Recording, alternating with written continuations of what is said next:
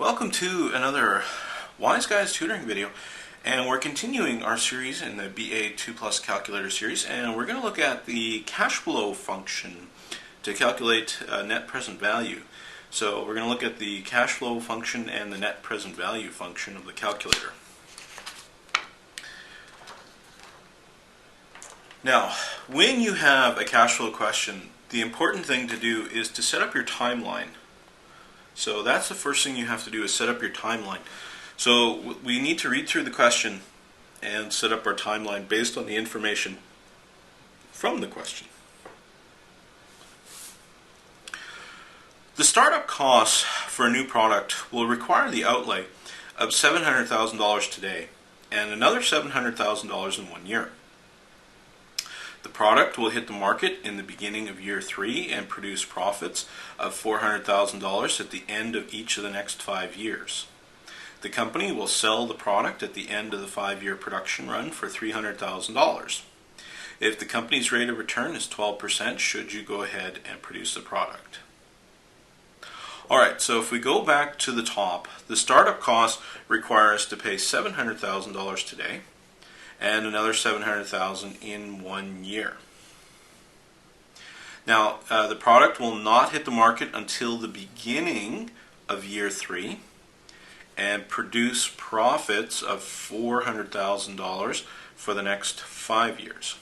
And at the end of each of the next 5 years. The company will sell the product at the end of the 5-year production for $300,000, so we're going to sell it at the end for $300,000. If the company's rate of return is 12%, should you go ahead and produce the product? Okay, so let's draw a timeline. First thing is it says today we have to pay out $700,000. And then in 1 year we have to pay out another $700,000.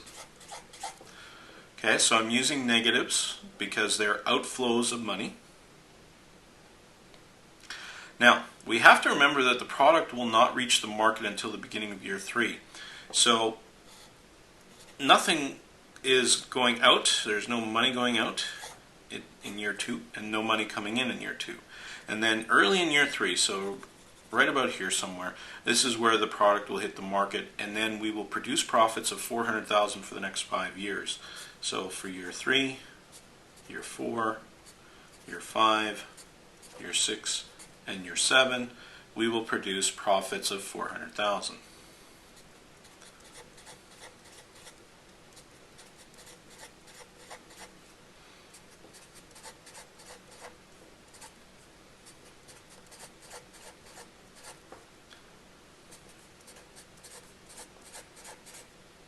So our timeline should look something like this. So we're going to pay $700,000 out today, another $700,000 out in 1 year.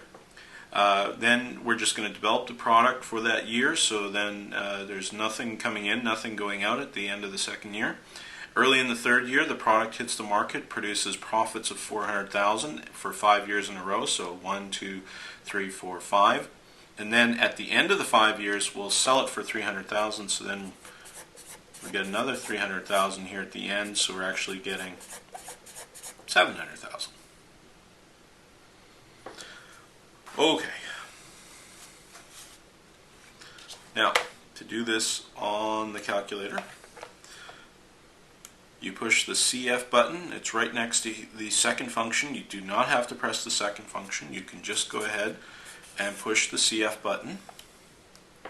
Then, to make sure that there's no old data to corrupt the new data, you go second clear work.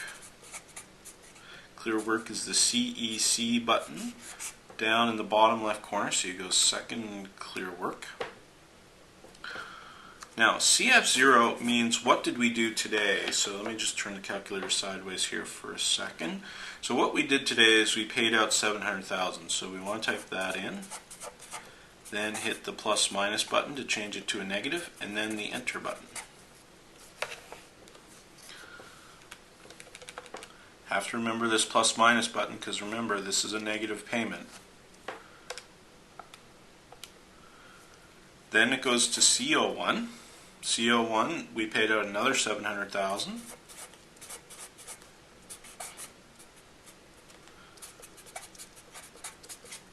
So again, 700,000 negative, enter, down. F stands for frequency, so how many times in a row did that happen? So this was CF0 here, this is CO1. As you can see, it only happened once. So FO1 automatically comes up 1. After you hit the enter button for CO1, FO1 automatically comes up as 1, so we can just push the down arrow and go to CO2. Now for CO2, that's where the 0 is. So the 0 here, this is CO2, and that only happened once. So we type in the 0, enter, down arrow. Enter is already on your screen, so you can just hit the enter button, down arrow. And then it only happened once, so you can just push the down arrow to go to CO3. Now, at CO3, that's where we start making the 400,000. And we do that 1, 2, 3, 4. We do that 4 times in a row. So we type in the 400,000, hit the enter button, then the down arrow. So 400,000, enter, down, and then we get to the FO3, and we said that that was 1, 2, 3, 4 times. So we actually type in 4, and then enter. This tells your calculator that the 400,000 happened 4 times in a row. Then we go to the last one, CO4, and this is the last one over here. This is the 700,000. So 700,000, enter, down arrow, and that happened just once, so we just leave that as 1. Once we're done, we then hit the NPV button. NPV button's right next to the CF button. You just go ahead and hit that. It's not a second function. You can just hit the NPV button.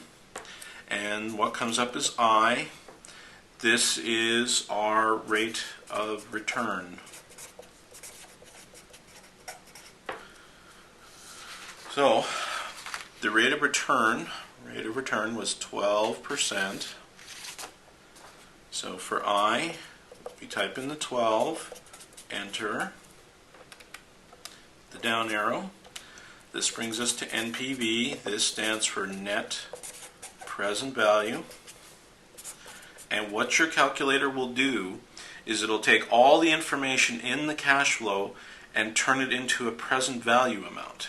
So, but you've got to hit the compute to do that. So what you do is hit compute, and it'll take all the information in the cash flow function and change it to a present value. So I just hit compute. I get a negative answer. I get negative $39,813.03 since it's a 028. The 8 rounds the 2 up to 3 cents. Now, when you're computing net present value, what you want is a 0 or positive answer.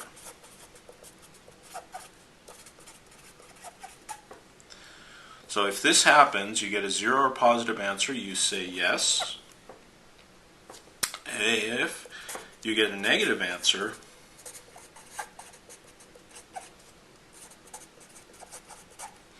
then you say no. Our answer was negative $39,813.03. So should the company go ahead with this product? No, we should not produce this product.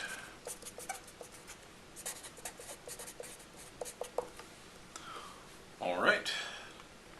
So that is the cash flow function and the net present value function of your calculator. This has been another presentation of the Wise Guys tutoring videos. If you have any problems, you can get a hold of Ron Hammerling in the Learning Assistance Center.